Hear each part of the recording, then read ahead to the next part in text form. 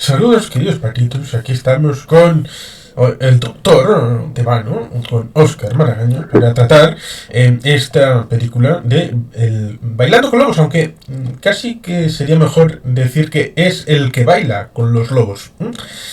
No sé si es un elemento de traducción respecto del concepto en inglés, pero sí, es un asunto que viene de una novela. Bienvenido, ante todo, querido amigo. Buenas, ¿cómo estás, Juan Carlos? ¿Cómo estás? Bien, bien, muchas gracias. Encantado de estar con este tema y especialmente contigo. Sí, no, también, siempre un placer estar contigo y ¿qué te puedo decir? A ver, esta película que vamos a analizar un poco, yo no soy un crítico de arte, primero, eh, pero tengo gran afición por este tipo de cine de los 80 y 90. Esta película es de los 90, pero hablamos de un tipo de dirección propiamente de los 80, donde tiene un estilo de película tipo western, algo bélico, ya muy propiamente norteamericano, pero con muy buen actor, uno de mis actores favoritos de esa época, que es Kevin Costner, y también como guionista y autor de esta novela y también del guión de la película, a uno de mis escritores norteamericanos contemporáneos favoritos, que es Blake. Tengo entendido que el autor de la novela y también del guión tenía escrito un esbozo de lo que iba a ser una película sobre este tema y que se lo fue planteando a Kevin Costner reiteradas ocasiones hasta que finalmente Kevin Costner cedió.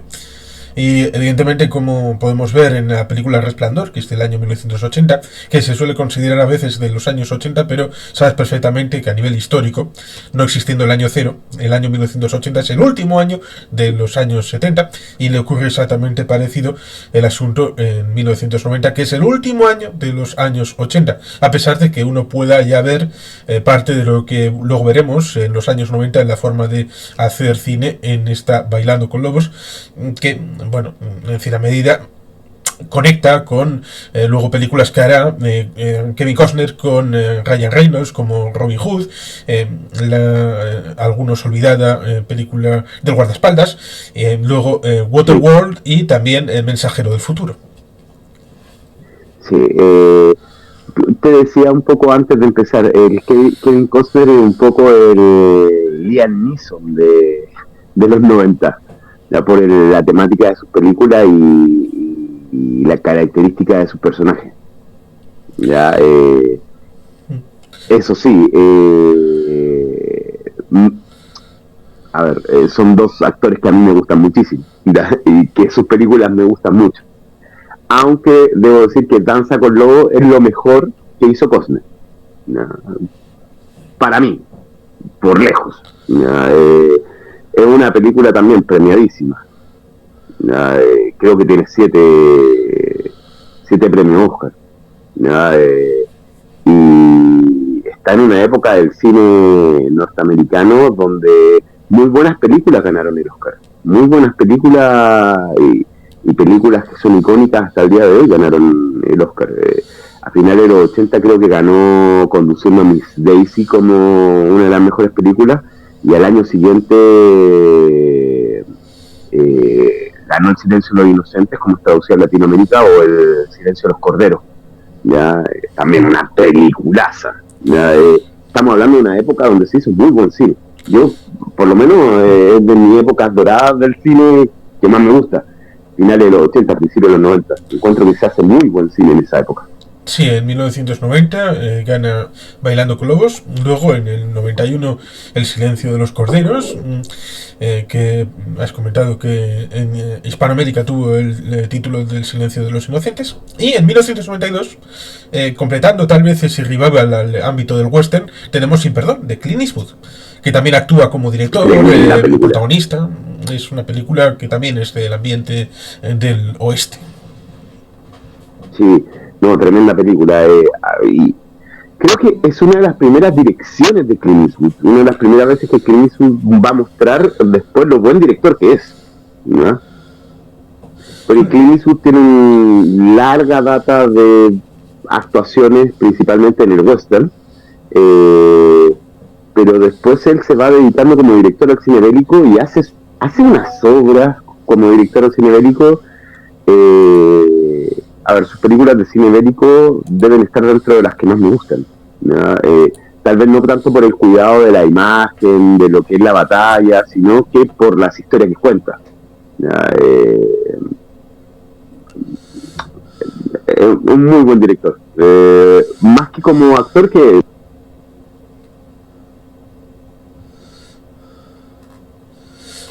Se ha congelado. A ver, ¿me Sí, escuchas? sí, ahora te escucho. No sé qué pasó. Pero sí, ciertamente Clint Eastwood ya hacía unos años que había cambiado parte de su registro para hacer películas.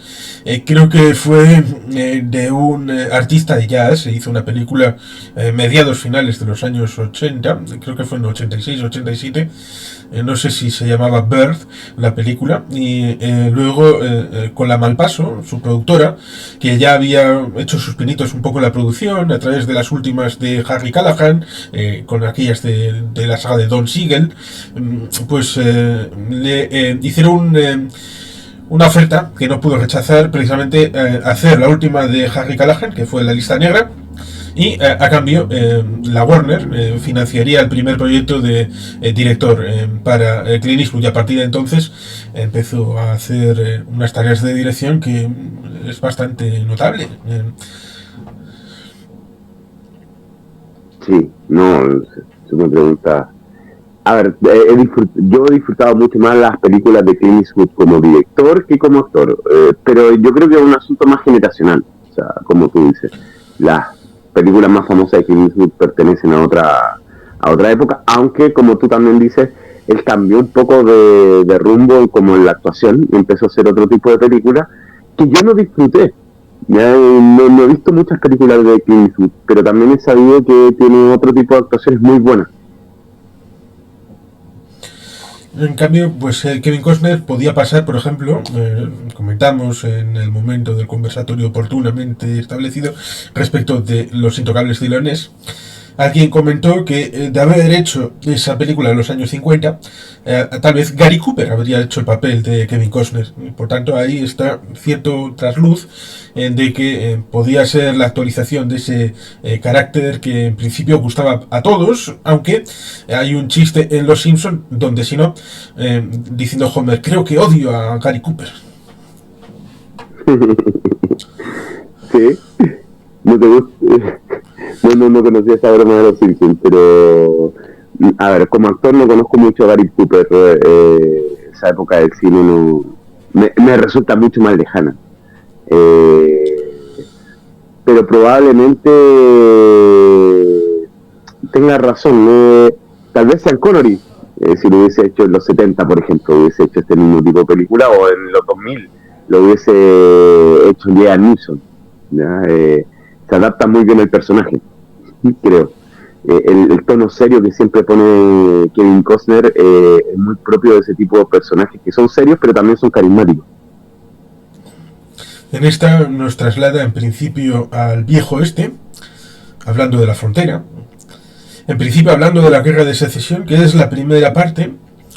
Evidentemente hay un pequeño detalle, y es que la versión de cines era de 3 horas, pero luego hay una versión de 4 horas, que es la que he visto para poder estar contigo. Sí, hay una versión más larga. Estas películas son, de hecho creo que es parte del cine de los 80. En las películas del cine de los 80, principalmente los dramas bélicos o los westerns que se hacen todavía en los 80, estamos hablando de la época final del western. ¿Ya? El western como género en el cine norteamericano es propiamente de los 50, 60, ya en los 70 viene de capa de caída, y Danza con Lobo estamos hablando de la época final del western como género en su nivel de popularidad. En ese sentido, las historias en terreno indio, en las más como leyendas de lo que era el lejano oeste en el siglo XIX norteamericano, aquí empiezan yo veo un poco una tarea un poco de construcción también por los papeles que se eligen. Por ejemplo, en el inicio del western los indios son los malos, y aquí vemos que empiezan a haber relaciones entre personajes que son básicamente norteamericanos con indígenas, y mujeres norteamericanas que se han adaptado a la vida india, ya, hombres norteamericanos que se han adaptado a la vida india, donde empiezan a mostrar una reconstrucción o una deconstrucción de lo que están en la historia, mostrándolo de otra forma, dentro de un western mucho más moderno, que obviamente los patrones morales que se muestran no son los actuales, pero sí hay un avance en la forma en que se quiere mostrar los problemas del oeste norteamericano en esta época de expansión de Estados Unidos, porque al final de cuentas es parte de esa mitología de la construcción del Estado norteamericano, la expansión hacia el oeste. Sin duda es así, hasta tal punto que cuando llega prácticamente a la última batalla, aunque en realidad batalla es muchísimo decir, el asunto de Wounded Knee en 1890 no es realmente una batalla, es simplemente una masacre, pero es el punto final. Y hay un libro que se llama precisamente Enterrad mi corazón en Wounded Knee, para establecer el punto final de las llamadas guerras indias y las guerras de frontera. Ahí tenemos un elemento interesante, porque más o menos en esa época es cuando empiezan los circos, el tema de el toro sentado con Buffalo Bill, yendo de circo en circo, incluso llegando a Europa, y por tanto ahí está el tránsito de lo que es la cosmovisión del relato en recapitulación de lo que ha sido el siglo XIX en forma de las artes que había entonces, y el surgimiento del cine, que surge los hermanos Lumière, Edison también está por ahí para inventar alguna cosilla, en 1895, justamente. Y por eso a veces se dice que el western es el primer y legítimo arte hecho específicamente en conexión con el cine. Sí, porque también en la época final de esta, es una narrativa que generó Estados Unidos como en la formación de su nación, ya que tiene muchísimo que ver y se relaciona con el cine estrechamente, desde el surgimiento del cine, más que con otros géneros artísticos, más que con la pintura o la música, que también tiene relación con la música, y con el teatro o la literatura. Pero como por época histórica estuvo ligada al cine desde el comienzo, es un fenómeno que también lo vamos a ver muy ligado al cine, aunque yo, por ejemplo, ahora, actualmente viéndolo, de hecho estaba leyendo antes de entrar al directo, y ayer igual había estado leyendo un poco del western para interiorizarme un poco del directo. Últimamente es un género que está bien de capa caída, ¿ya? Tal vez también por los patrones morales que se mostraban en el western, donde veíamos bastante racismo, veíamos bastante prejuicio, que hoy en día son bastante funables, son ideas que son bastante funables. Aunque Danza con Lobos es como te decía, una deconstrucción de esos valores que se mostraban en el western clásico, para mostrarlo de otra forma, para mostrarlo de una forma que es todavía moralmente adecuada, ¿ya? Sí, y que es realmente curioso la forma que hay que adaptar el lenguaje para la película en el momento en el que sale, porque había una narrativa ya establecida, más o menos olvidado el tema del western, que en los años 70 había tenido elementos crepusculares para ya empezar una cinta de construcción, ya sea Sam Peckinpah u otros autores, ya sea Soldado Azul o Pequeño Gran Hombre, películas que habían empezado a hacer otra perspectiva. Y aquí empezamos con una guerra de secesión que en perspectiva del siglo XIX siempre ha habido la búsqueda del oeste, ya desde la época en la que Jefferson compra la Luisiana a Napoleón en 1803, es una evolución hacia el oeste que implica también el asunto de la esclavitud, pero en general es una dialéctica este-oeste. Que temporalmente. Y la guerra con México. Sí, que temporalmente. Y la guerra con México. Sí, temporalmente, curiosamente, se sustituye, en ese periodo de la guerra civil, se sustituye en una dialéctica norte-sur, pero luego, como la propia película, se vuelve a la zona natural de esa dialéctica este-oeste, de la costa este, ya sea norte o sur, ya sea Virginia o ya sea Nueva York, o Florida, para la situación con los indios / mexicanos, que en un momento de la película sale el jefe indio con un casco español y dice, bueno, primero vinieron estos, enseña el casco, y luego vinieron los mexicanos. Así lo dice, tal realmente. Sí. Sí. Como te decía, y a ver, en el tema western también meten bastante el tema mexicano.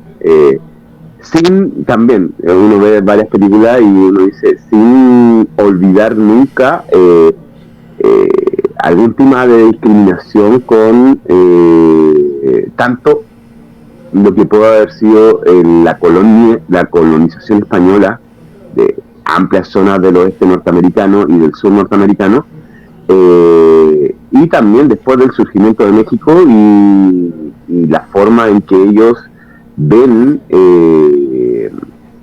al pueblo mexicano. Hay una construcción que yo diría que hasta el día de hoy dura en parte de la sociedad norteamericana, donde se ve tanto a las colonias españolas en el sur norteamericano y en el oeste norteamericano, y también a lo que fue el surgimiento del Estado mexicano como algo culturalmente inferior, que no lo es, ¿ya? O como parte de una historia donde ellos recuperan lo que es de ellos, cuando en realidad son zonas que, como California, Texas, que surgieron, incluso Florida, que surgieron bajo lo que fue la colonia española en América y que se desarrollaron en ese contexto, ¿ya?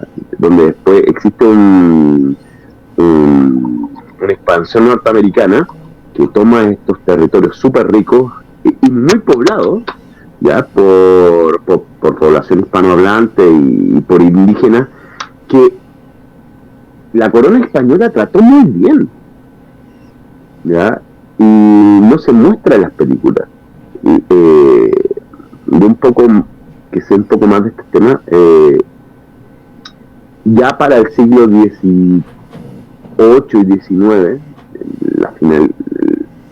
la época final de las colonias españolas en lo que es Iberoamérica, se había logrado una serie de normas que protegían a los indígenas y se les daba un lugar dentro de la sociedad que fue mucho mayor incluso que el que obtuvieron después en el surgimiento de los estados nacionales.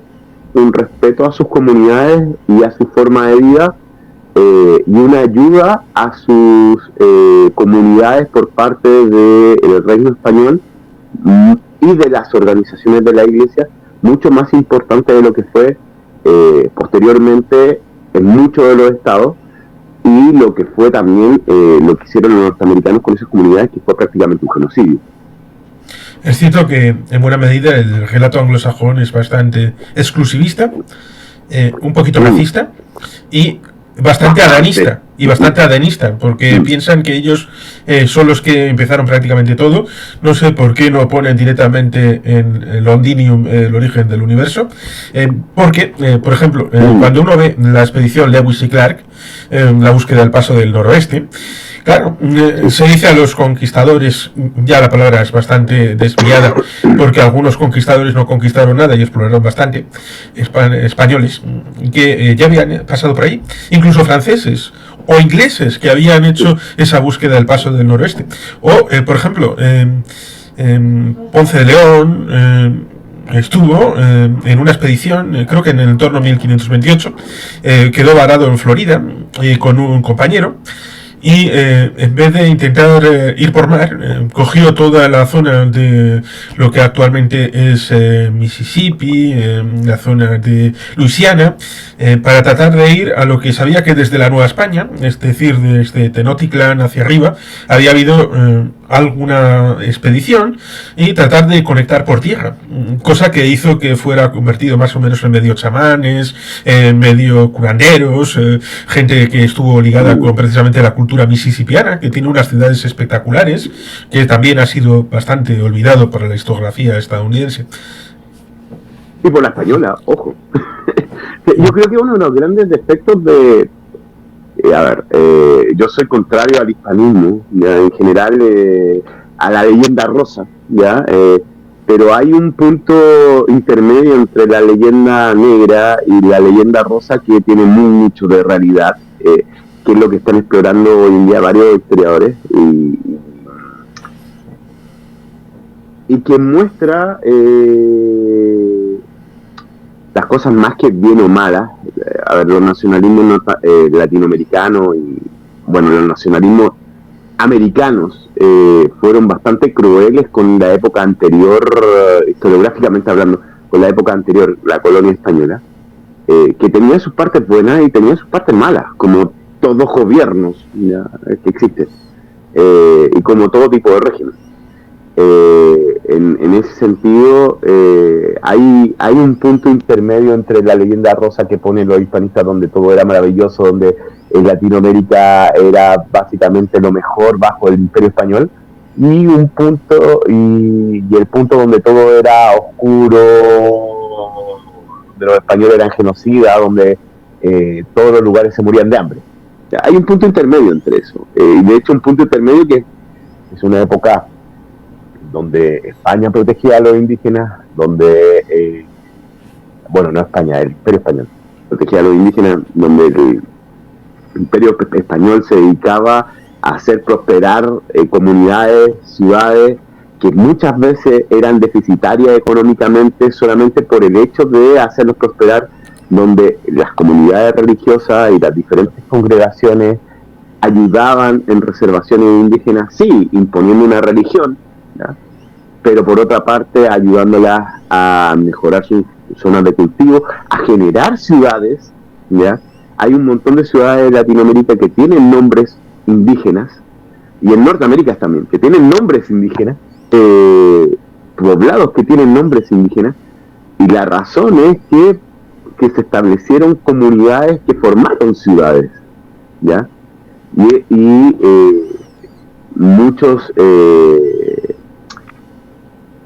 religiosos mantenían los nombres de esas comunidades, no cambiándolos por nombres cristianos, como se llamaban en esa época, sino que mantenían el nombre indígena. Y eso se hizo, ¿ya? El mismo Chile, donde vivo, es un nombre indígena, ¿ya? Donde los españoles adoptan esos nombres y los hacen suyos y les ponen esos nombres a las regiones, donde cuidan a las comunidades, donde hacen tratados con las comunidades, donde conservan a los líderes de esas comunidades y las protegen dentro de un marco, donde España hizo una labor pero enorme en generación de infraestructura por zonas donde después las mismas películas de western aparece una carreta pasando por el medio de la nada, por un camino, donde se supone que recién están descubriendo esa zona. No, pues había camino, había infraestructura. La colonia española se había dedicado a hacerlas. Y cuando aparece esta expansión de Norteamérica hacia el oeste, ya existe una infraestructura básica por terrenos donde no había explotaciones, ¿ya? Porque el Imperio Español primero y después el gobierno mexicano después se había preocupado por hacer infraestructuras básicas entre comunidades indígenas que dominaban esa zona. Sí, otra cosa era la cuestión demográfica y que ya en el ámbito peninsular había una escasez en términos demográficos como para poblar todos esos territorios tan amplios, Por lo tanto, era bastante complicado poner población al norte del Río Grande, cosa que evidentemente se pasó en la época en la que Francisco García Campa establece en su libro La frontera norte, que es un libro bastante interesante y reseñable. Pero es eso, el asunto es que la aventura que tiene el teniente John Dunbar, John J. Dunbar, en la película Bailando con Lobos, pues evidentemente es algo que ya había pasado previamente, pero no para los anglosajones. Por eso es bueno que para el anglosajón haya productos como este, que le trasladen algo que en teoría otros ya han vivido, pero el anglosajón ha sido bastante separatista o separador, valga la palabra una u la otra, respecto a clasificar el ámbito de los territorios en donde la gente vivía, hasta el punto de que nos encontramos incluso con masacres como en Tulsa en 1921 respecto de negros que han tenido una prosperidad, se le llamaba el Wall Street negro, y fueron directamente ahí a masacrarles con 300 muertos y 6.000 heridos. Por lo tanto, esa separación orgánica dentro de las ciudades era algo que había que volver a recoser de alguna manera, y se sirve también de estas construcciones de relatos para tratar de hacer esto con el viaje de una persona que simboliza al mundo anglosajón en general. Sí, conviviendo un poco con este mundo indígena, pero también mostrando algo que ocurrió constantemente, donde europeos de repente llegaban a vivir a comunidades indígenas y se adaptaban perfectamente a la vida de esas comunidades, ¿ya? Donde terminaban amando la forma de vida sencilla de esas comunidades y eran felices, ¿ya? Lo podemos encontrar inclusive a ver, es algo real, lo podemos encontrar inclusive en libros de la época de la colonia, con el cautiverio feliz, donde un español cuenta su cautiverio de 7 años con comunidades mapuches o reches, ¿ya? Donde él cuenta que su cautiverio fue un buen cautiverio, o sea, donde él se adaptó, se integró a la comunidad, aprendió de la comunidad antes de irse. Ese tipo de experiencia ocurre muchísimo a lo largo de los siglos, ¿no? Donde tú te tienes que relacionar con el otro y en esta relación encuentras un punto de encuentro, de fraternidad. Y no siempre como muestran el cine o la mayoría de las historias más conocidas, donde muestra solamente el conflicto. Es también bueno en este tipo de novelas que se muestre que sí, habían, como todos seres humanos que se encuentran con otra cultura, hay puntos de reunión, ¿ya? Esto es un poco más propio, mostrar estos puntos de reunión es más propio de nuestra época, donde culturalmente mostrar el choque entre culturas no está bien visto, donde queremos mostrar lo que nos une más que lo que nos digrega, que es, yo encuentro que es absolutamente lógico, aunque la historia tiene de ambas cosas, ¿ya? En la historia no solamente existe el conflicto, como se muestra muchas veces, y se muestra más a lo largo de la historia, sino que también existen puntos de reunión, puntos de sincretismo, puntos donde hay colaboración y unión entre comunidades diferentes, donde se encuentra respeto, incluso afecto, solidaridad o alianza, ¿ya? Sí. Sí, por eso resulta curioso, precisamente en el momento en el que sale la película, ya sea 92, 90, el tema Sin Perdón, Bailando con Lobos, nos encontramos en el año 91, 92, el artículo que luego fue libro de Francis Fukuyama, El fin de la historia y el último hombre, y a la vez nos encontramos un artículo de Samuel P. Huntington de 1992, que será libro al año siguiente, del choque de civilizaciones. Por lo tanto, tenemos precisamente la cooperación y la confrontación en el mismo momento, justo cuando estaba cayendo el bloque oriental, cayendo el muro de Berlín, cayendo la Unión Soviética. Por tanto, ese elemento del yin y el yang está en este momento también. Es un poco como lo que hablábamos hace muy poco rato. A la humanidad, a múltiples culturas, culturalmente durante un largo tiempo se intentó mostrar a través del conflicto humano en todo tipo de artes que ciertos grupos o culturas eran mejores que otras, cuando lo que vemos a lo largo de la historia sí es conflicto, ya, como Huntington lo muestra en su choque de civilizaciones, donde sí hay conflicto entre culturas, donde sí hay problemas de integración entre culturas que de repente tienen un abismo entre ellas, ¿ya? Pero lo que más vemos a lo largo de la historia es comercio, lo que más vemos a lo largo de la historia es sincretismo, ¿ya? Lo que más vemos a lo largo de la historia es la reunión entre personas que piensan diferente, se reúnen y trabajan juntas. Eso lo vemos. Sí, es interesante mucho porque... a lo largo de la historia, la cooperación. Sí. Sin cooperación no habría humanidad. Sin cooperación no habría humanidad, literalmente. Sí. Precisamente es interesante porque aterrizando precisamente al inicio de la película nos encontramos una especie de parábola que nos explica parte del personaje en el ámbito de la guerra de secesión. No sé si luego quieres comentar algo de lo que pasaba en el Valle del Tennessee en 1863, que es el momento en el que nos sitúa el inicio de la película, que es el momento en el que hay una zona de cereales en un lugar de Tennessee y están a un lado los unionistas y al otro los confederados. Está un globo que ha caído, una operación que ha fracasado, que recuerda a veces a lo que podremos ver luego en Senderos de Gloria, por ejemplo, en la película de Stanley Kubrick, respecto de la Primera Guerra Mundial.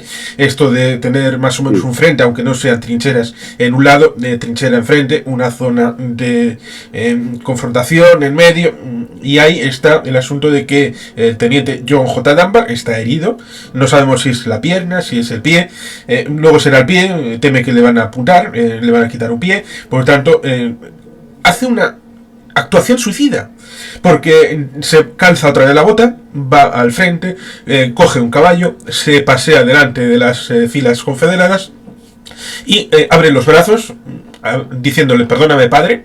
Parece que ahí tenemos la idea, no sé si es en la novela lo que aparece respecto de quién es su padre, qué tratamiento familiar tiene, cuál es la organización jerárquica dentro de ese ámbito clánico, si han tenido relación con el ámbito militar previamente en esa familia o si eran de poco abrazarse y de poco darse cariño, pero parece que era una constricción de la figura de John J. Dunbar de estar obligado a ser militar, de tener la idea de ser un héroe y evidentemente estando él autoconscientemente de ser desahuciado.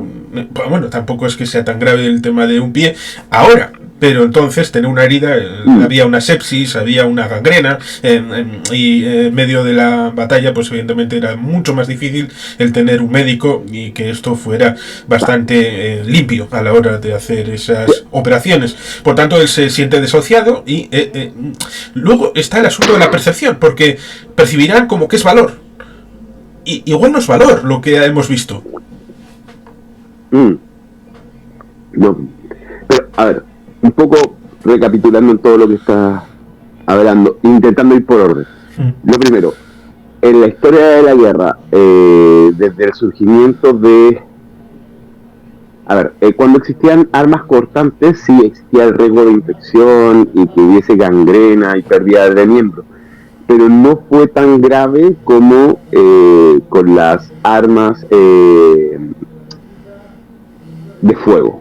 Cuando empezaron a existir armas de fuego, las amputaciones y la gangrena y las infecciones empezaron a ser un tema mucho más grave debido también a que las armas de fuego provocaban una masividad de las heridas mucho más grande. Estamos hablando de una época donde no hay penicilina, ¿ya? Que creo que solamente se obtiene en forma masiva ya para el año 43, en la Segunda Guerra Mundial, ¿ya? Y los tratamientos de desinfección, los tratamientos médicos en general, todavía están muy en pañales, ¿ya? De hecho, creo que la guerra de secesión la que provoca ciertos tratamientos médicos que logran que muchos heridos sobrevivan, ¿ya? Y que posteriormente en la guerra franco-prusiana o en la guerra del Pacífico aquí en Latinoamérica son ocupados esos tipos de tratamientos, se copian ese tipo de tratamientos, provocando una mejor sobreviva de los heridos. Pero sí, esa realidad que muestran como tú herido, se te acabó la vida, es algo que vamos a ver inclusive en los soldados soviéticos en la Segunda Guerra Mundial, que debido a los tratamientos médicos y a las asistencias sociales, si tú eras herido, básicamente se te acabó la vida. Es mejor que vuelva al campo de batalla y muera en el campo de batalla porque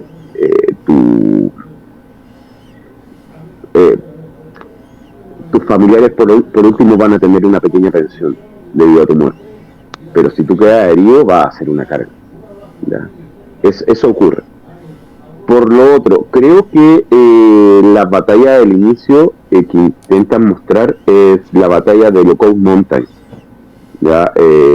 Donde las tropas de la Unión con las tropas de los confederados se enfrentan en una batalla bastante brutal. ¿Ya? Estamos hablando que la Unión en esta batalla tenía 2 cuerpos de ejército, aproximadamente 10.000 hombres, donde pierden casi el 15% de sus tropas. ¿Ya? Frente a 2 brigadas de la Armada de Tennessee que pertenecían a tropas de la Confederación. En esa batalla la Unión en superioridad numérica es derrotada por 5.000, 6.000 hombres de los confederados y la cantidad de bajas que se le genera es enorme. Todo esto en Tennessee. ¿Ya? Creo que aunque me parece que durante la película no nombran el nombre de la batalla y se le toma con un poco de libertad narrativa, sí están hablando de una batalla real y un hecho real, que es la batalla de Lookout Mountain y toda la campaña a través de las orillas del Mississippi. Sí, en efecto ponen Tennessee 1863, pero no ponen exactamente el nombre de la batalla. Simplemente lo vemos cómo sucede. En parte, visualmente remite a una película de un par de años después, como fue Gettysburg, aquella en la que estuvo Martin Sheen como Robert Lee. Y evidentemente lo que resulta para el personaje es el hecho de que ese acto heroico, pero que no lo es, aparentemente para sus jefes, que veían que necesitaban algo y habían probado el tema del globo, que lo habían derribado los confederados, habían probado un montón de cosas y estaba el jefe rascándose la cabeza a ver qué hace, el general en la loma con el caballo a ver qué hace todo el mundo, y hay ese momento en el que se sirve de distracción para los confederados y detrás llegan los unionistas para tomar la otra zona de combate y quitar a los confederados de medio. Y el jefe, viendo ese acto entre comillas de heroísmo, le dice: hijo, voy a traer aquí a mi cirujano, te vas a dar el pie, vas a poder sobrevivir, te lo juro, te lo prometo, como un gesto en el que, bueno, pues se mezcla esa percepción errónea respecto de cuál es la circunstancia que ha motivado al señor Dunbar, al teniente Dunbar, a hacer esas cosas. Y él algo siente dentro de sí que le pide el cuerpo solicitar un destino en la frontera india, concretamente en Fort Sedgwick.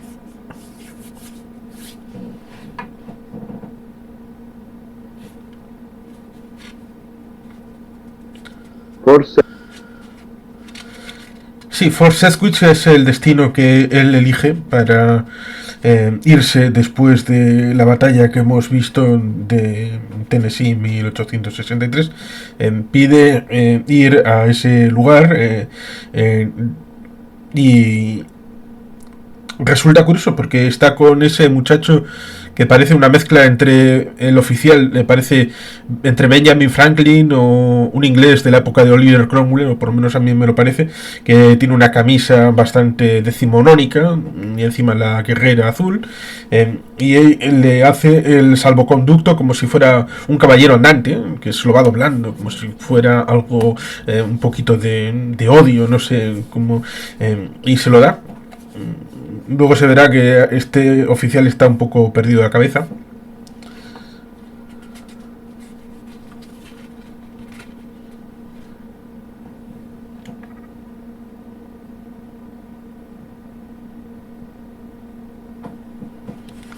Ahora no te oigo.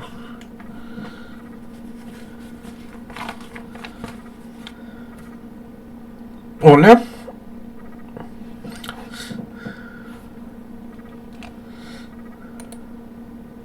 ¿Aló? Sí, no te oías respecto de el asunto no sé si has comentado algo respecto de lo de la petición propia respecto de ir a Fort Sedgwick.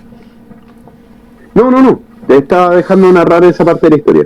Sí, dale nomás. Para después hacer acápites con respecto a cosas que me parecen buenas con respecto a la película.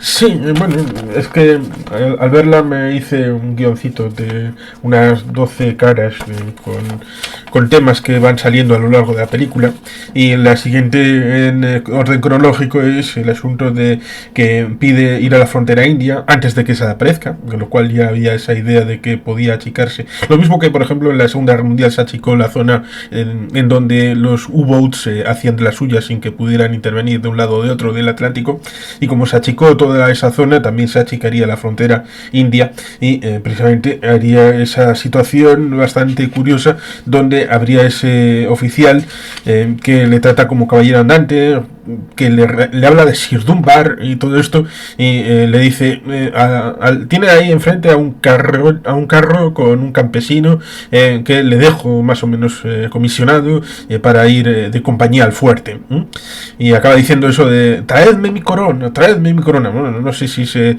siente parte de una época artúrica o algo parecido, no sé si en Excalibur, y al final mientras están saliendo con la carreta se pega un tiro, y por tanto ese es el primer término, a pesar de que luego lo iremos viendo, en el que el camino de baldosas amarillas que va poniéndose respecto de John Dunbar y su relación con el pasado, con la civilización, con las personas que saben que ha ido para allá, va desapareciendo.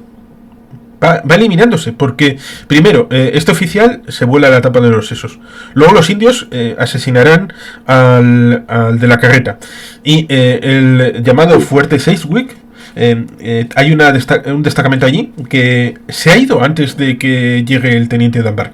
Por tanto, nadie sabe, cuando llegue, nadie sabe que él está allí. Sí. Y yo creo que eso es esencial en la narrativa de la historia, porque eso marca el que esté solo, el que él se pueda como reconectar con el mundo, ¿ya? Donde pueda tal vez buscar un poco su esencia humana, ¿ya? El quedar absolutamente desconectado. Sí, y que en principio está con esa idea de estar confiado, de sentirse parte de una comunidad a pesar de que no esté conectada directamente con él, pero resulta interesante porque igual en el libro viene más explicado el asunto del capitán Cargill, que es el que manda esa tropa, que ha tenido poco desarrollo el fuerte. Tiene dos edificaciones más o menos cochambrosas, un vallado. En la parte exterior hay una zona que está medio destruida con unos carromatos que son productos de una batalla que se supone que ha producido ahí los indios, y unas medio chozas semi-enterradas en forma semicueva en donde viven parte de los restos del último destacamento antes de que el capitán Cargill les reúna y coja y se vayan juntos, los pocos que se quedan. En el libro explica algo de esto antes de que llegue John Dunbar, cómo se deconstruye ese fuerte Sedgwick. No, a ver, de hecho, a ver, hay algunas diferencias entre el libro y la película, principalmente con respecto a las tribus indígenas, ¿ya? Y la forma en que viven. Por ejemplo, en la película se habla de los Sioux. No sé si te fijas. Sí. En cambio, sí, en el libro son los comanches. Sí, en la película tenemos fundamentalmente dos tribus indias. Tenemos los Pawnee, que son malos, ¿no?, en la película, y tenemos los Sioux, que son buenos. Ya. En el libro son los comanches. Y lo bueno y lo malo lo explican de otra forma, según forma de vida de la misma comunidad, aunque son tribus diferentes, pero son comanches. ¿Ya? Es una diferencia sutil. En general, por ejemplo, muestran este tipo de cosas como la destrucción de fuertes o de mercancías de los norteamericanos que pasan por la zona, con una diferencia sutil entre libro y película, en donde se intenta explicar que los sectores más pobres de las tribus aplican este tipo de saqueos para sobrevivir, no solamente como un acto de agresión, ya como se muestra un poco en la película, donde esta tribu de los malos son un poco como hacen actos de agresión. En el libro se explica un poco la razón por la cual se hace, por una razón de supervivencia, que está también dentro del camino de Dunbar, donde él va ligándose a esta esencia casi primigenia, donde esta vida indígena muestra las partes más fundamentales de la vida humana, que está ligada más a la supervivencia. Yo creo que no se adaptó tanto así porque todavía el cine de la época, la diferencia entre el indio bueno, el indio malo, se ponía en el cine, ¿ya? Cuando hoy, por ejemplo, se intentaría explicar de la forma en que se hizo en el libro, la literatura, ¿ya?, donde tenía más amplitud. Y esto lo llevaría al cine, intentando explicar que no los indígenas por atacar un fuerte o atacar a los comerciantes eran malos, sino que lo hacían porque estas personas, inclusive con su paso por el lugar, estaban atacando lo que ellos eran, o lo hacían por sobrevivir porque estos grupos le habían quitado todo, le habían quitado tierras, campos, y ya no tenían ni cómo cultivar, ni zonas de caza para cazar, ¿ya?, que sí, muchas veces explican estos problemas que existían. Sí, en parte se ve al final de la película, lo puedo comentar ahora porque no rompe el ritmo narrativo, y es que en un momento dado el personaje de Graham Greene le muestra a Kevin Costner: aquí tenemos un terreno que es sagrado, es tan sagrado no solamente para nosotros sino para nuestros enemigos, que reconocen su sacralidad, y en ese momento vemos que dentro de ese espacio hay una zona donde han construido una casita, un lugar, unos blanquitos, unos colonos, y está despoblado todo aquello, que ya alguien ha atacado aquello, ha habido algo por ahí. Y por tanto, ciertamente eso recuerda esta invasión, ya sea de comerciantes, de ámbito de exploradores de oro. Recordemos Black Hills, Little Bighorn, cuando en teoría habían firmado una serie de acuerdos, y que evidentemente el hombre blanco, el jefe blanco de Washington, luego esto lo quitó de en medio, de la manera que fuera, porque algunos fueron directamente, otros fueron, como en el asunto de Black Hills, dando la posibilidad de que, bueno, ustedes vayan para allá, y si les pasa algo, pues llaman a los soldados y luego iremos a defenderles.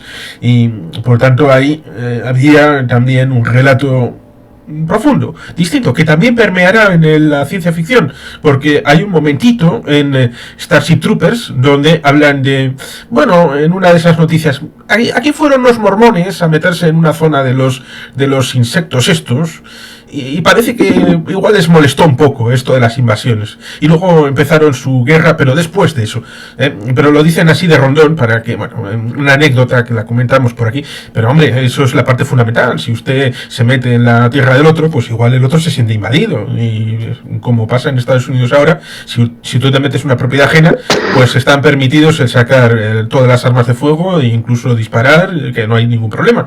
Si eso el hombre blanco lo piensa ahora, con respecto a su sus propiedades, pues hombre, el indio entonces pues también estaba medio legitimado para hacer esas cosas que hacía. Sí, pero como te decía, este tipo de cosas que estamos hablando, que tal vez se muestran muy poquitito en la película, probablemente porque el guionista es el mismo autor del libro, y se hace más que nada para simplificar el mensaje que tenía él en su libro, ¿ya? Como dicen en las técnicas de cine, mostrar y no decir. En un libro de repente tú puedes decirlo, ¿ya? De frente, tiene más espacio para el desarrollo. En cambio, en una película tienes que sintetizar todo en muy poco tiempo. También está un poco la razón de las grandes ediciones que se hacían en los 90, en los 80 con el cine, donde se grababan 7, 8 horas de metraje que después terminaban siendo películas de 3 horas. Sí, en aquellos western tradicionales antes de la crisis de los 70 del género, hay dos películas que pueden ejemplificar un cierto arco de naturaleza contra civilización. El origen podría ser del mismo John Ford, Diligencia, 1939, que tenemos un primer elemento de síntesis de lo que se quiere enseñar del género, a pesar de que ya ha habido películas en los 30 años anteriores, en blanco y negro, en silencio. Pero luego vemos, prácticamente 30 años después, una película que será crepuscular, a pesar de que no se le tenga como tal, como es ¿Quién mató a Liberty Valance? Una película en la que los personajes de John Wayne y de Jimmy Stewart reflejan a su manera el personaje venido de la costa este, como es Jimmy Stewart, basado en letras, basado en cultura y en todo esto, y el hombre criado en el medio oeste, criado en la naturaleza, como es John Wayne, que es un poco bruto, pero que quiere la búsqueda del amor de alguien, que luego se acabará casando con el personaje de Jimmy Stewart, y luego el relato que el personaje de Jimmy Stewart establecerá con su periódico. Y al final, el final de la película es, después de todas las notas que ha cogido para hacer el relato de la historia de su pasado, ya siendo senador, le dice, rompo las notas porque me quedo con la leyenda que es mejor que la historia. Sí. Eso pasa mucho en esto, en lo que es la construcción de la historia de los países. En los nacionalismos pasa mucho eso, de quedarse un poco con la leyenda y la historia se deja un poco de lado porque es más difícil. Hay menos buenos, hay menos malos, hay más cosas que se explican y es más fácil hacer un dualismo entre el bien y el mal para generar una identidad nacional. Nosotros somos los buenos, ya construimos esto y lo otro es el malo. Aunque también, por ejemplo, encuentro con respecto a la película como evolución dentro del western, algo que se viene desarrollando en el cine y la literatura bastante, y que yo creo que hoy en día se desarrolla más, pero empieza como desarrollo a finales de los 80, también tenemos algo en los 70, ya bueno, el mismo Señor de los Anillos en los años 50 lo desarrolla también un poco. Hay una crítica al desarrollismo occidental.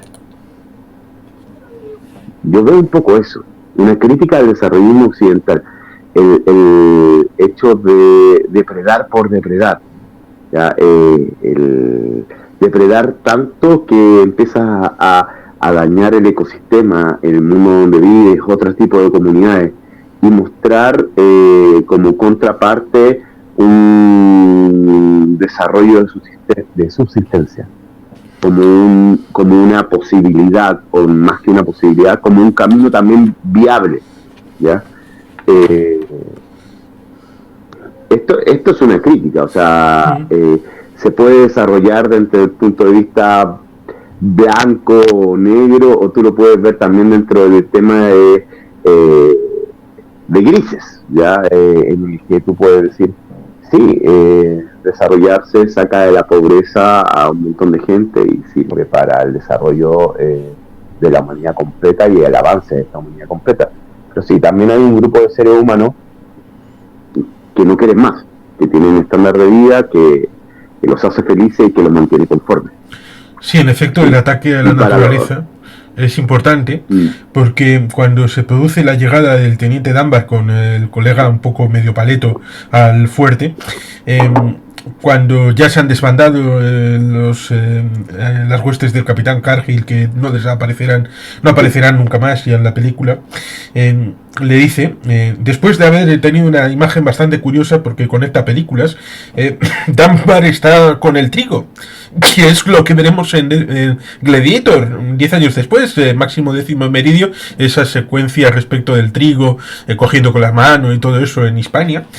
Pues Dunbar ya 10 años antes está con el trigo ahí, con la mano en las praderas, y dice que se queda, que aunque no hay nadie, se queda en el fuerte y que ese es su puesto. Incluso la amenaza con una pistola de que tiene que bajar todas las provisiones, él las raciona porque no sabe si va a venir un relevo o no, hace autogestión, servicio de limpieza, pero aparece un caso curioso, y es que hay una serie de animales en el agua. Yo me planteo, igual en otras circunstancias o para bajar el rating respecto de los espectadores, igual en otro escenario hubieran sido hombres los que estarían muertos en la ciénaga, como por ejemplo, has citado El Señor de los Anillos, tenemos ahí una ciénaga por donde tienen que pasar Frodo y Sam para llevar el anillo, aunque remite a esa ciénaga a batallas de la Primera Guerra Mundial donde estuvo Tolkien metido, pero ciertamente vemos animales y se da la coletilla en esta película de han sido disparados pero no comidos. Por lo tanto, ahí tenemos una degeneración de la especie en el asunto de tratar de tener ocio matando por placer. La destrucción sin sentido, ¿ya? Y los efectos que esto genera. Esto lo vemos en la literatura a lo largo. O sea, la destrucción sin sentido que produce este aparato industrial, ya uno lo puede ver en la ciencia ficción, en los inicios de la ciencia ficción, un poco con novelas como la de Mary Shelley, el mismo Frankenstein, ya en el surgimiento de la ciencia ficción, muestra este sentido del avance por el avance, ya, las consecuencias, la deshumanización que lleva esto.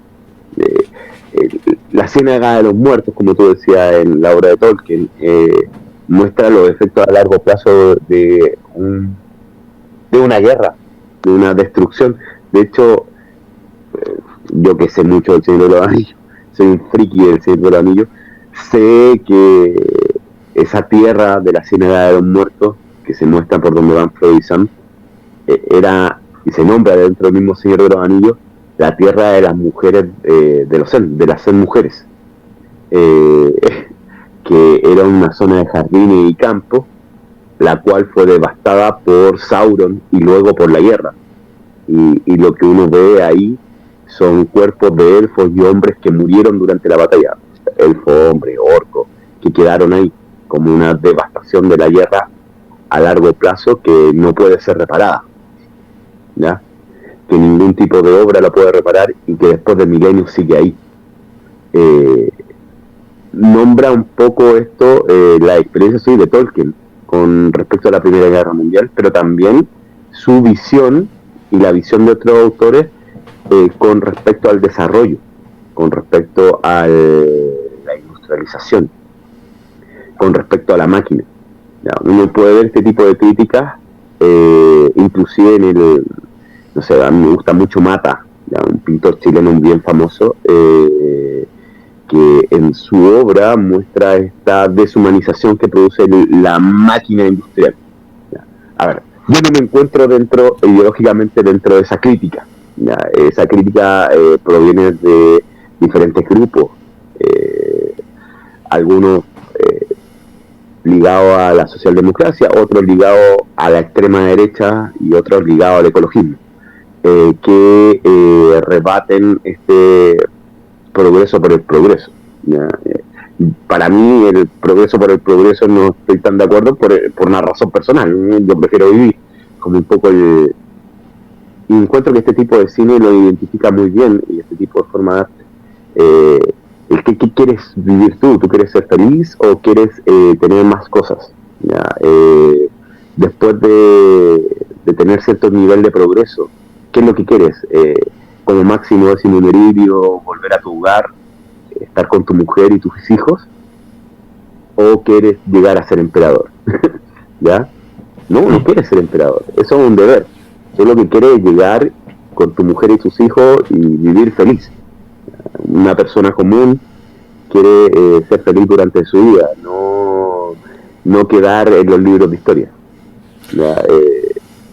Sí, precisamente en los libros de historia sí hay algunos elementos interesantes para la historia que son mitos. Uno de ellos es precisamente en el momento en el que se da esa confusión dentro de los planos de la película, que hay la quema de la que sale humo y hay una delación de posición, pero pensamos, ¿será el primer contacto de Dunbar con los indios? No, es los indios que están viendo al tipo de la carreta que está volviendo, y ese es el momento en el que vuelven a destruir un hilo de la conexión de Dunbar con su pasado y con su relación con la civilización, y es ese momento en el que un indio le corta la cabellera al paleto. Resulta interesante porque seguro que lo sabes perfectamente, la corte de cabellera no es propio de los indios, sino que está inducido en el siglo XVIII por franceses y británicos a la hora de garantizarse el cobro con los enemigos respectivos, y para garantizarse el hecho de que han cumplido, y para contar todo esto pues le sugirieron a los indios, oye, traedme las cabelleras, y acabaron haciéndolo. Por tanto, es algo que se suele olvidar en buena medida.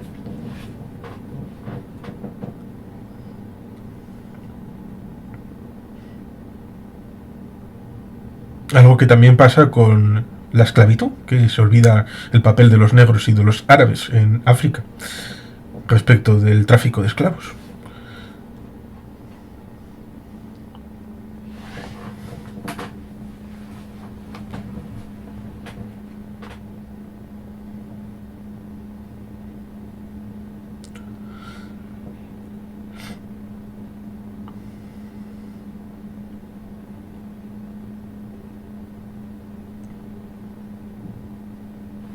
¿Algún comentario sobre el tema del corte de cabellera y de la mitología que está detrás en la Guerra de los 7 Años y alrededores, de franceses, británicos, sus relaciones con los nativos?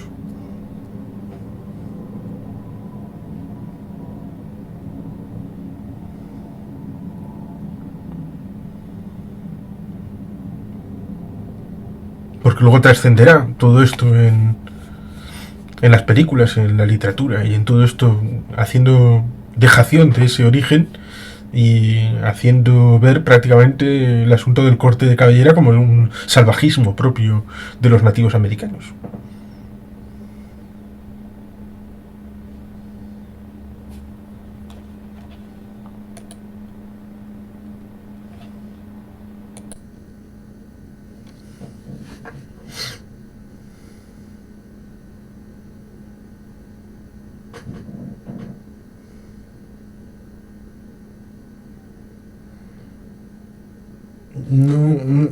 No te escucho ahora mismo.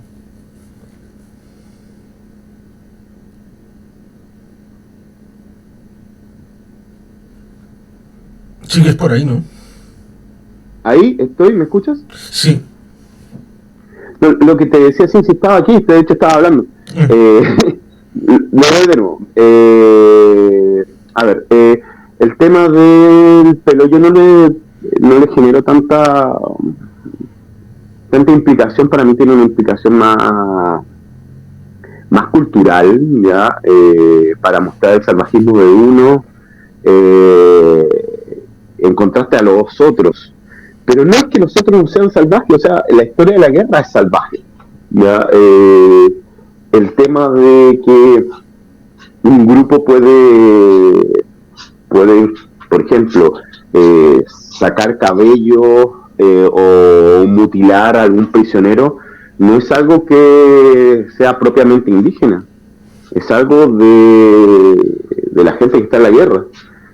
Recuerdo por ejemplo, experiencias de comandos británicos en la Segunda Guerra Mundial que coleccionaban los dientes de sus víctimas, ¿ya? O el canibalismo ritual que aplicaban los soldados japoneses con sus prisioneros.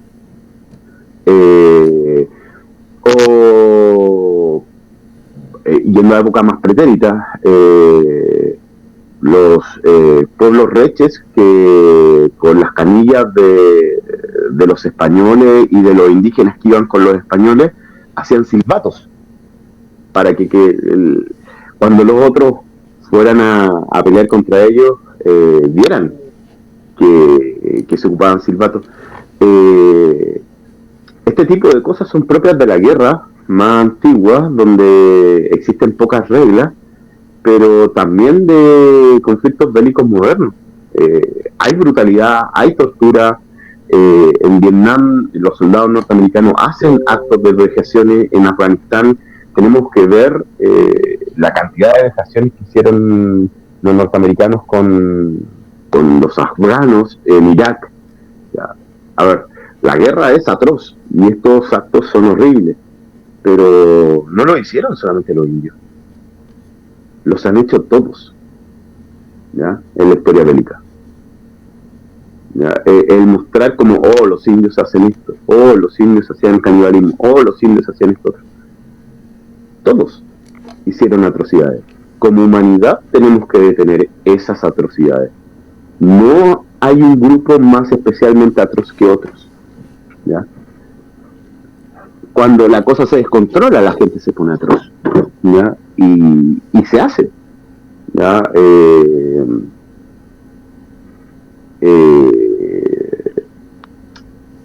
Cuando la cosa se pone más atroz, generalmente cuando es organizada, ¿ya? Cuando hay un líder que quiere organizar algún tipo de cosa así. Pero casos individuales, siempre en la historia de los conflictos tenemos estas atrocidades.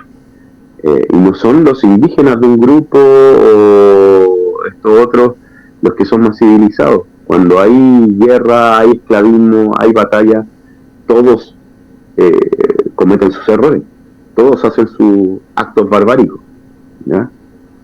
No veo más barbarie entre un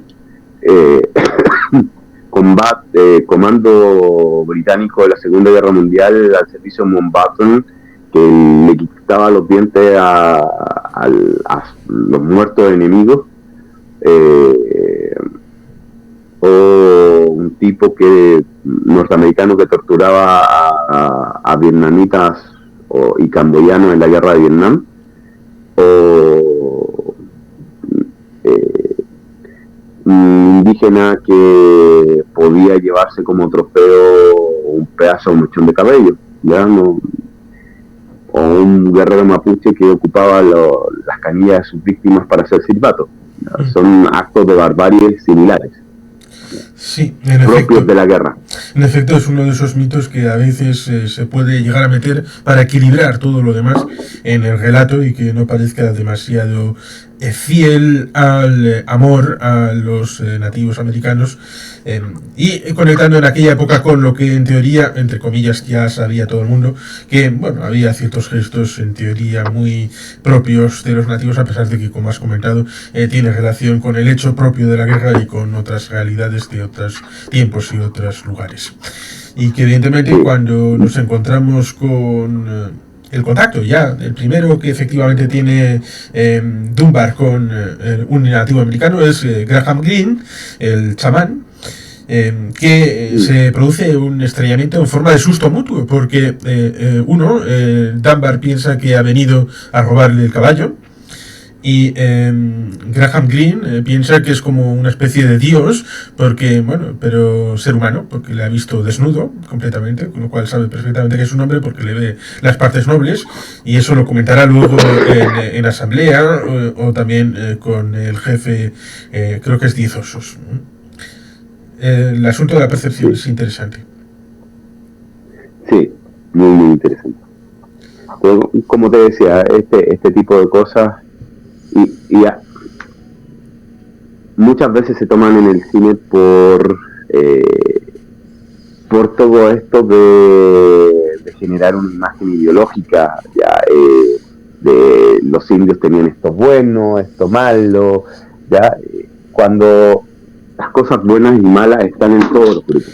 Sí, en base a esto del cine, tratan de establecer relación con el espectador, tratando de decirle, ojo, cuidado por los apriorismos, porque podían tener esa idea los anglosajones de los WASP, los anglosajones, somos mejores que toda esta playa de gente. Y en la asamblea, uno de los indios dice, si no es Sioux, es inferior. Para hacer una especie de electroshocks, para decirle al espectador, oye, que igual enfrente pensaban igual que nosotros, de esta situación de diferencia, de desagrado y de todo esto. Eso también ocurre. El sentimiento de superioridad de un grupo ante otro es algo que se ha ocupado a lo largo de la historia en todo grupo humano para generar algún tipo de idea de excepcionalismo, ¿ya? Este excepcionalismo genera la cohesión de los grupos. Es normal, lo hacen hasta las iglesias. Nosotros tenemos la verdad revelada, no el otro que piensa otra cosa, ¿ya?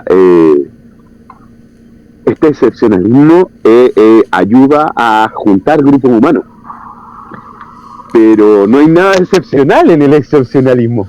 Todos los grupos hacen lo mismo, todos creen ser poseedores de la verdad, todos creen ser mejores, ¿ya? De hecho, encuentro que una de las partes buenas de lo que se está haciendo ahora, de lo que es la moral actual, es ir en contra de este excepcionalismo. Es decir, no hay excepcionales. No existe el excepcionalismo. Somos seres humanos y como humanos todos cometemos los mismos errores.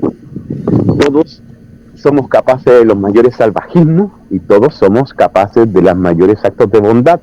Todos somos capaces de vivir felices y de destruirlo todo. No hay nada excepcional. Y también se lucha, a pesar de que en este momento, en 1990, no existe la palabra, contra el edadismo. Porque vemos a 3 críos extramotivados yendo a robarle el caballo al teniente Dunbar y al día siguiente van 3 mayores a hacer lo mismo, a intentar robarle el caballo. Es decir, la edad no es obstáculo para hacer X cosa y repetir el mismo acierto o error independientemente de la edad que uno tenga. A pesar de que en teoría en la asamblea han dicho tenemos que seguir hablando de este tema. Así que lo dejan ahí encima de la mesa, pero no han tomado una decisión en firme. Como te decía, yo creo que también, y es algo que reviendo la película contigo y viéndolo tal vez desde un contexto histórico, poniendo otras cosas dentro de esta historia, uno puede ver también por qué es lo maravilloso de esta película, que es lo muy bueno, lo que hace que gane tantos premios y que sea una película recordada, ¿ya? Aun con sus defectos, aun con sus inconsistencias, sus libertades, es una muy buena película. Sí, uno de los elementos más conflictivos a veces respecto del asunto de la muerte del marido, de En pie con el puño en alto, antes se llamaba Christine, que es la muchacha que luego tendrá relaciones con el teniente Dunbar cuando se acabe convirtiendo en Bailando con Lobos, y vemos que ha habido unas guerras indias entre ellos, el marido ha muerto, está de luto, y ahí tenemos un asunto curioso porque el teniente Dunbar se relaciona con una mujer blanca, no con una india, entre comillas, de verdad. Una mujer blanca y de hecho, por así decirlo, que ha adoptado la cultura indígena. Ya es propio de la época. Ya es algo propio de la época. Ya costó meter relaciones interraciales o de diferentes razas en el cine norteamericano. Costó. ¿Ya? Cuando era lo normal.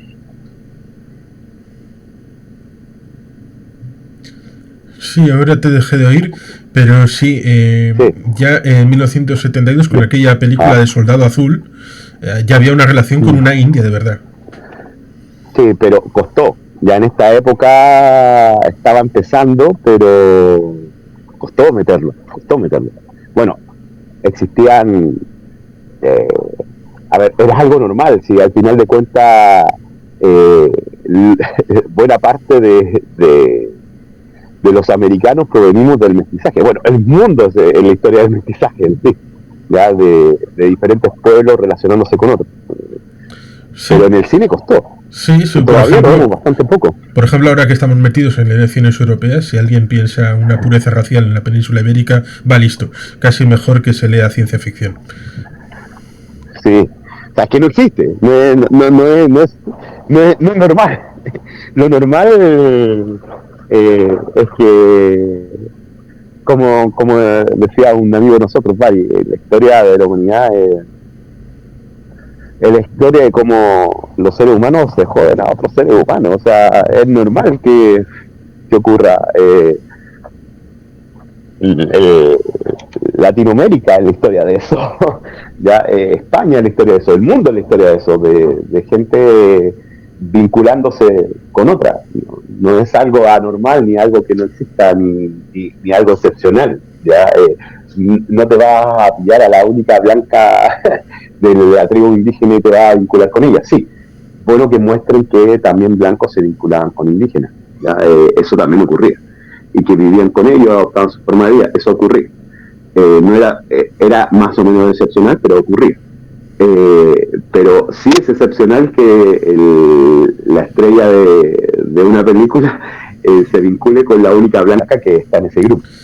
Sí, sobre todo teniendo en cuenta de que apela luego, después del hecho de que se intenta automorisionar, que cuando va el teniente Dunbar de visita se la encuentra en la pradera y la lleva al campamento indio, y todo esto que va sucediendo y que en realidad le ha salvado la vida. Pero luego el chamán intenta que sea su malinche. Pero la Malinche era una náhuatl, era una nativa, era alguien que conocía en buena medida el idioma el suyo y el de los mexicas. Por lo tanto, podía aprender el castellano y hacer de traductora más aprovechada, que evidentemente esto está traducido más o menos, pero ella es blanca. Ella sabe el idioma de los blancos de manera natural, por ser hija de colonos, y ella ha aprendido allí el idioma de los Sioux, por lo cual es una vertiente más aceptable para el público estadounidense de una Malinche para servir de comunicación, de puente entre el chamán y el teniente Dunbar. Vuelvo a no escucharte. Bueno, ya volverás. Mientras esperamos un poquito. De momento no te escucho.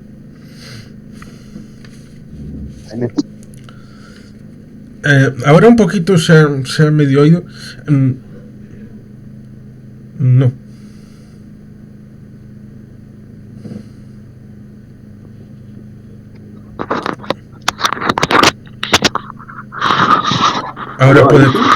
Ahora puede que sí.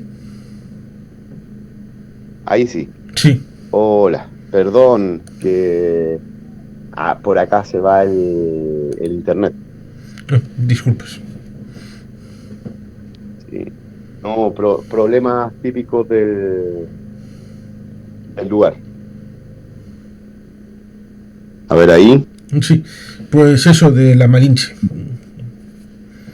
Sí, ahí entraríamos a otro tema que, a ver, Malinche es un nombre que ocupan mucho los mexicanos, ya para referir por su indígena, se ocupa mucho en sectores más nacionalistas como un ejemplo de traición, ¿ya? Pero en realidad demuestra solamente lo mismo que estábamos hablando antes, que las personas se vinculan entre ellos, ¿ya? Y se ayudan entre ellos.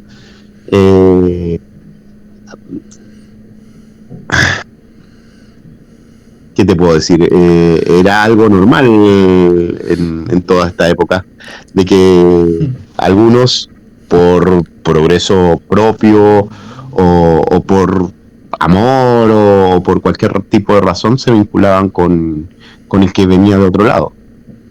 Y que efectivamente para superar el ámbito de la comunicación se necesitaba alguien que sirviera de engarce, que supiera las dos lenguas y que pudiera hacer de traducción. Y también podía ocurrir de otra forma. El caso de Lautaro, ¿ya? Que se integra en una comunidad hispana, ¿ya? Aprende la comunicación del otro, la forma de guerrear del otro, cómo andar a caballo y luego es el enemigo del otro. Eso también pasa. O sea, sí, eso es muy... sí, es tan viejo como Arminio. Sí. También ocurre como este francés que llegó a comunidades mapuches en el siglo XIX y que intentó liderarlos para formar su reino. También ocurre. Sí, eso me recuerda a lo que hace precisamente el personaje de Kevin Costner en Robin Hood. Sí. Ese tipo de cosas ocurren a lo largo de la historia. Han sido diferentes estrategias de relación y la gente puede tomar estas opciones. Yo no lo vería ni como bien o como mal. La gente necesita relacionarse. Lo que sí, como te decía, me parece excepcional que tipo se encuentre la única blanca y se relacione con ella. ¿Ya? También que él, en general, los que se integran en una comunidad, y uno lo ve, lo que intentan no es mantenerse sin saber el idioma del otro. Lo primero que se intenta es aprender el idioma del otro, ¿ya? Y es normal que eso ocurra. A ver, aquí en Latinoamérica, lo primero que hicieron la gente que llegó con más cultura de España y de otros lugares de Europa fue intentar aprender los idiomas indígenas. De hecho, muchos idiomas se rescataron debido a esa gente que lo intentó aprender, que llevó estos idiomas a diccionarios, a libros, ¿ya? Que los rescató y permitió que estos idiomas después tuvieran un alfabeto, que pudiesen compartir una codificación y que a la larga pudiesen ser rescatados y que se mantengan hasta el día de hoy. Muchas veces en el arte, en el cine, que a mí me encanta, encuentro que las películas son maravillosas, se rescatan principalmente en su iconografía, son geniales, se rescatan elementos más sencillos, y en la historia, cuando la leemos, vemos que de repente son elementos más complejos, pero también cosas más simples, las que logran integraciones de comunidades gigantes, ¿ya? Porque en esta época, por ejemplo, todavía vemos, son comunidades pequeñas, son el mundo del siglo XIX, un mundo chico. Hoy en día hemos construido comunidades gigantes con gente de diferentes culturas, diferentes formas de ver el mundo, integrándola, y esta integración es debido a la gente que se ha dedicado a conocer al otro. ¿Ya?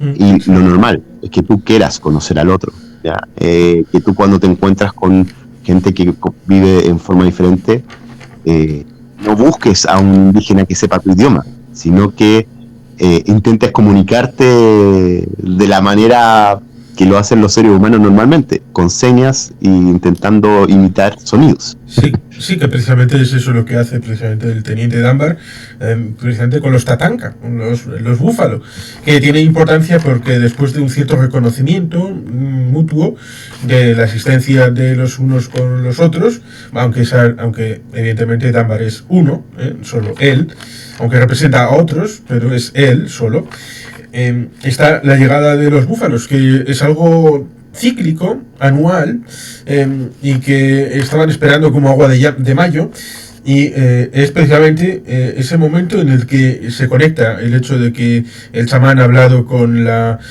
con el jefe 10 osos respecto de a ver qué hacemos, porque están tardando en llegar. Y dice, una danza de la lluvia. Bueno, pues vamos a hacer una danza de estas tan importantes en los ritos de los indios. Bueno, eso siempre está bien, le dice el jefe. Y en medio de ese baile les llega el teniente Dunbar gritando de Tatanka, estos los Tatanka que están pasando enfrente del fuerte. Pasan en ese momento piensa que es una agresión, el pueblo de los indios, de los Sioux. Y cuando entienden qué es lo que va a comunicar, se convierte prácticamente en una celebridad, un héroe, y todos van en movilización general. El pueblo se moviliza para ir a buscar los búfalos. Sí. Pero bueno, como te decía, muy buena película y vista inclusive con su inconsistencia en las libertades históricas que se toma.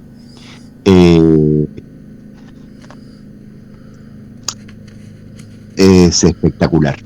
Sí, ciertamente. Es por la fotografía y todo. Sí, la fotografía nos trata de establecer en ciertos momentos la grandeza de la naturaleza y la pequeñez del ser humano, que acompaña la música de John Barry bastante. Eso también te iba a hablar. Uno de los elementos, pero espectaculares de esta película es la música que acompaña toda esta obra. No solamente el guión, de lo que hemos hablado hoy día, de que es una muy buena obra en el mensaje que quiere dar, aun con sus inconsistencias en la historia, no nombrando hechos o no basándose en la realidad histórica y teniendo cierto tipo de licencias, o también aciertos al mostrar cosas que tal vez en esa época no eran tan vistas, pero lo que hace una muy buena obra audiovisual es el acompañamiento entre la imagen, la fotografía, la dirección, el ritmo de la película, una historia bien contada y la música que lo acompaña, que en este caso es brutal. Sí, John Barry había hecho ya antes Memorias de África, había participado en las películas de James Bond, es uno de los clásicos no tan conocidos tal vez como John Williams y todos estos que tienen más nombre, pero siempre estaba ahí, siempre ha tenido relación con unas bandas sonoras bien reconocibles. Sí, no, bueno, productores musicales que han compuesto bandas sonoras buenos en la historia del cine tenemos pero por ciento. No solamente está John Williams, ya o sea, Barry es espectacular, no sé. A mí, por ejemplo, generalmente los productores de James Bond, los que hacen la banda sonora de James Bond, me parecen pero tremendos. ¿Ya? Desde un George Martin, ya que hace bandas sonoras para James Bond, pero todo el tiempo a Barry, o sea, en general es una de las secuelas de cine que uno encuentra que tiene mejores productores musicales y creadores musicales, y que también de ahí permea al resto del mundo del cine, porque esos mismos productores después están en otras películas. Sí, en buena medida tenemos el ámbito de la película que hasta aquí habríamos hablado de en buena medida la primera parte, porque luego hay una intermisión, o se hacía en la versión de 4 horas, en donde hay ese punto de engarce entre las dos mitades respecto de que en un primer momento no tiene una soledad, pero luego de esa relación con la comunidad india siente una soledad profunda, lo cual ciertamente es ese ámbito interno, emocional, de haber conectado con la comunidad india y también en pie con el puño en alto en la relación personal, a pesar de que está de luto, porque ha perdido el marido justo antes de llegar el personaje del teniente Dunbar. Y evidentemente ahí tenemos otra vez el asunto de la guerra, de la guerra que en principio lleva a los soldados Sioux a luchar contra los soldados del clan rival, y le pide precisamente que proteja a su familia en un ambiente bastante de relación, porque no quiere que participe porque no es Sioux, pero le pide algo honorable para hacer mientras ellos van a la guerra. Por lo tanto, no es un desagravio, sino un vericueto, un desvío del río para poder ser justos en esa relación entre Dunbar y el chamán. Y que evidentemente ahí tenemos un desarrollo respecto de esa propia guerra de indios buenos contra indios malos.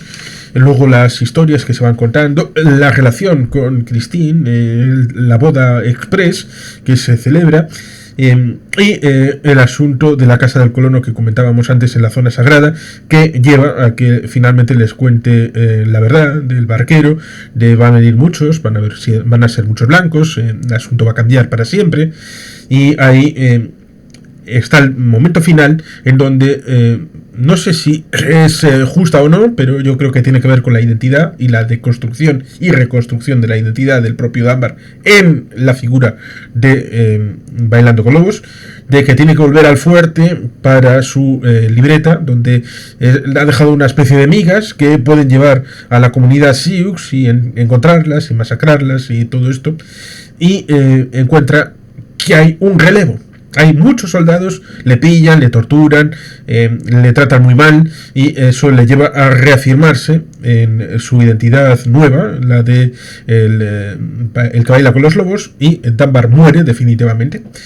Dunbar parece ser que era una identidad cáscara, que no había nada dentro, que era como una fachada, que no tenía ninguna estructura dentro, y por tanto reconoce que no había nada, que su identidad ha empezado a nutrirse en base a la figura de el que baila con los lobos, y por tanto el auténtico personaje es él, y no ese Dunbar que no sabe realmente quién es. Y hay una operación de rescate, le liberan, le llevan al campamento de invierno, pero él les recomienda cambiemos de lugar. Luego cuando llegan los soldados con un ojeador nativo, descubrirán que ya no están allí, y en teoría tanto él como en pie con el puño en alto se han ido por su cuenta a vivir su vida.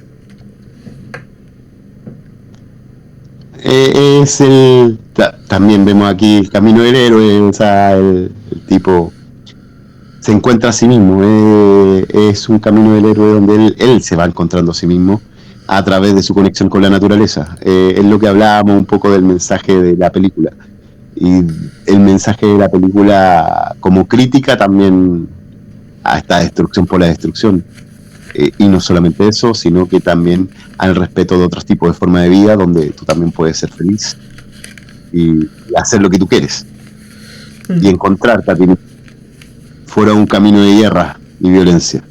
Sí, incluso en momentos tan difíciles y complicados como el final de la frontera india, en donde al final del siglo XIX todos Estados Unidos serán primero incorporados como territorios y luego serán estados de la Unión.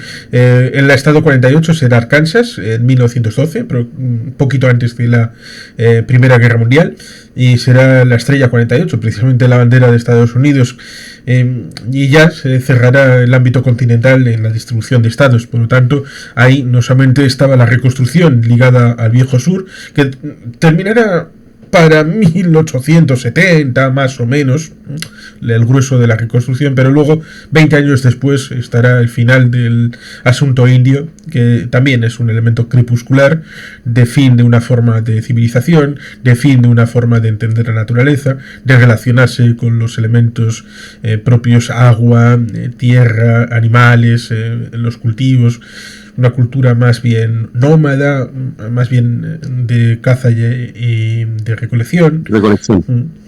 Por tanto, ahí estaría ese final de la película que en buena medida es el propio fin de esa cultura. Bueno, en todo caso, estas culturas volvieron a la casa de recolección debido a la expansión del Estado norteamericano, porque durante la época, bueno, principalmente los Sioux y algunos grupos de estos, en la época de la colonia española eran grupos agrícolas. Habían vuelto a esto por la falta de tierras.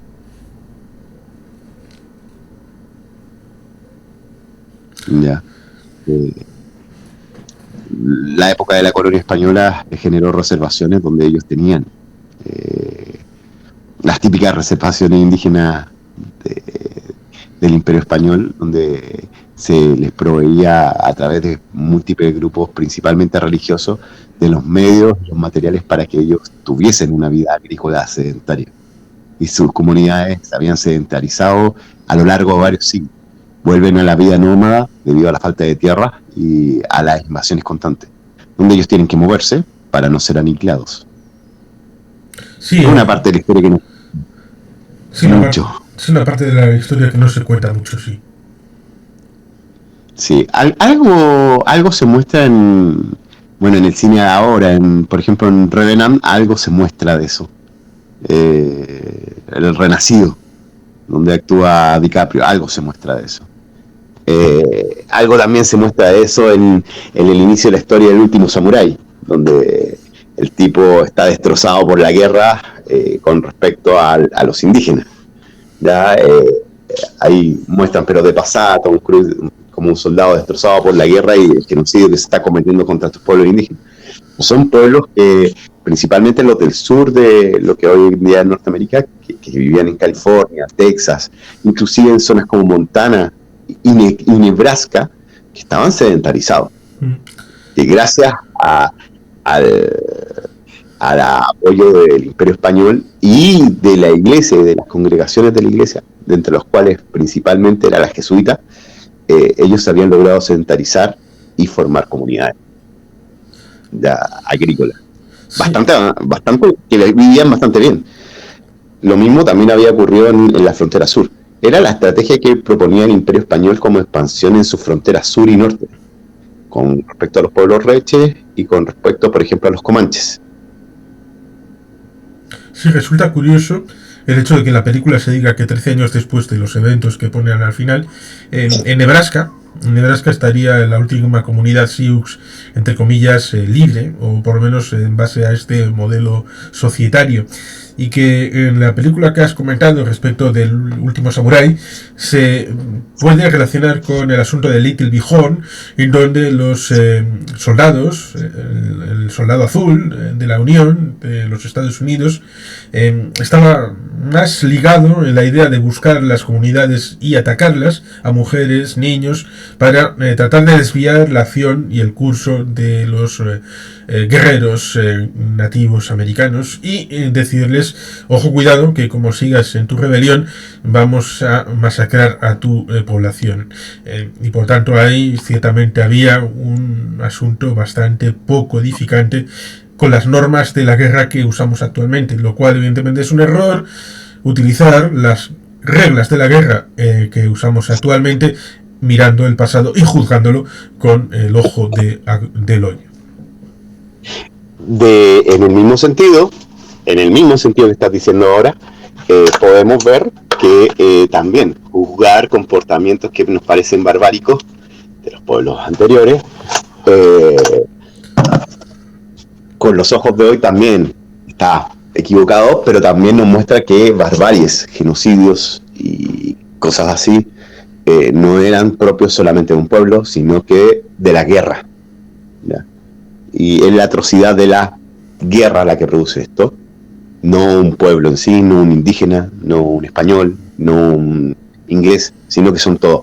Y en ese sentido, inclusive en el pasado, podemos ver formas de relacionarse y de establecer dominio sobre una zona diferentes, estrategias diferentes. Podemos ver, por ejemplo, la estrategia que ocupó el Imperio Español, y en ese sentido podemos ver que no hay leyenda rosa, no hay leyenda negra, pero la estrategia del Imperio Español era diferente, una estrategia ligada con grupos religiosos que intentaban lograr un cierto sincretismo y unión con estas comunidades, proveyéndoles de la tecnología y de los medios necesarios para que ellos mejoraran sus niveles de subsistencia, con respecto a otras formas y estrategias de dominación que implicaban la extinción del otro. Sí, en efecto es una relación interesante con respecto a lo que es una formulación de lo que uno puede medio aprender de la película en su versión del viaje de los personajes, especialmente el del teniente Dunbar en relación con su personalidad de el que baila con los lobos y esa comunión con estos pueblos y su forma de sentir y de ser, y que evidentemente es algo que puede servir para hacer ver a los demás que tener una cercanía con estos pueblos originarios no te hace ser menos anglosajón o español o chileno o lo que sea. Evidentemente eso redunda en el espectador de entonces, pero también permea en los espectadores que puedan ver la película ahora y que siga teniendo un mensaje importante para ser escuchado. Sí, totalmente de acuerdo.